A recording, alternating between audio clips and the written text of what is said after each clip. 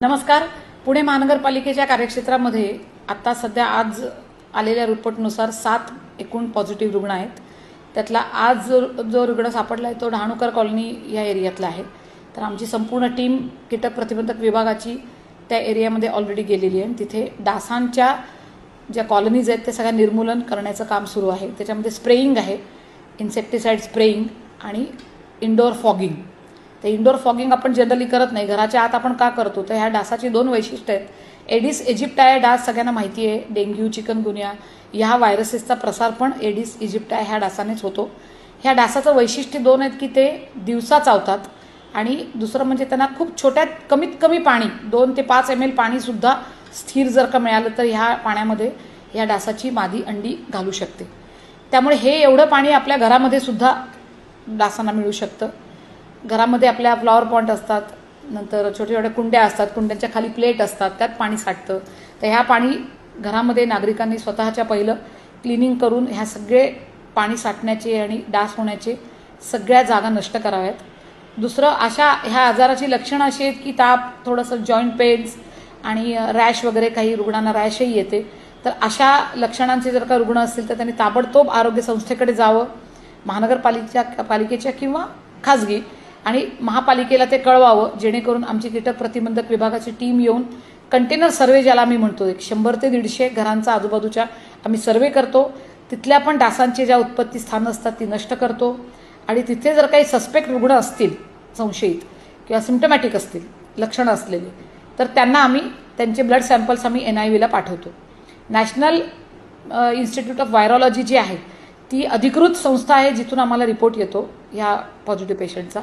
झिका ह्या व्हायरसचा वाहक म्हणून एडिस इजिप्टाय हा डास काम करतो. तेव्हा माझं नागरिकांना सर्वांना हीच विनंती राहील की घाबरून न जाता फक्त डास निर्मूलनासाठी आपण नेहमी जे काय करतो की रेपलंट लावणे, मच्छरदाणीमध्ये झोपणे किंवा अंगाला क्रीम लावणे, हे सगळ्या गोष्टी नागरिकांनी कराव्यात.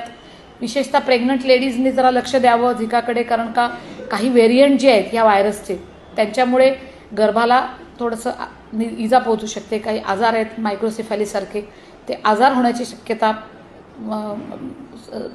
सांगितली गेली आहे. त्यामुळे त्यांनी थोडंसं ॲनॉमली स्कॅनकडे लक्ष द्यावं. 16 आठवडे, 20 आठवडे, ज्या आठवड्यात झालाय आजार, तर त्यात त्यांनी ॲनॉमली स्कॅन करून घ्यावेत सोनोग्राफीचे, की ज्या की बाळ सुदृढ आहे की नाही ते बघता येईल.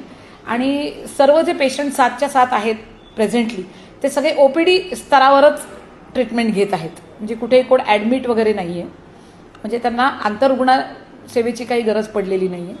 ते डॉक्टरांच्या आम्ही संपर्कात आहोत, त्या पेशंटच्या आम्ही संपर्कात आहोत आणि आमची कीटक प्रतिबंधक विभागाची टीमसुद्धा काम करते.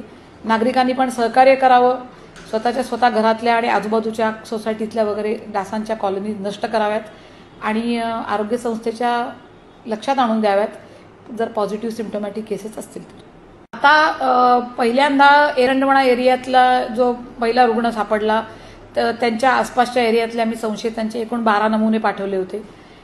कोद्रे वस्ती, हडपसर, मुंढवा या एरियातनं आम्ही 13 पाठवले होते. टोटल 23 ते पाठवले होते. आता डहाणूकर एरियामध्ये जो पॉझिटिव्ह पेशंट आपल्याला कळलेला आहे, त्यांच्या आजूबाजूच्या एरियातले जे संशयित किंवा सस्पेक्ट असतील त्यांचे काही रक्त नमुने आम्ही आज उद्यामध्ये NIV ला पाठवू आणि त्यातून आम्हाला जर का पॉझिटिव्ह आलं तर त्याप्रमाणे पुढची कारवाई करू.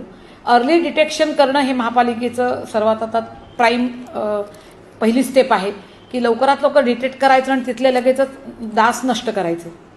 कारण का हे बाधित डास आहेत जे हा आजार वाढवत आहेत. हा आजार व्यक्ती टू व्यक्ती होणारा आजार नाही आहे.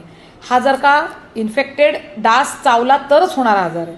त्यामुळे डासांचं निर्मूलन हेच आपली टॉप प्रायोरिटी आता सध्या आहे.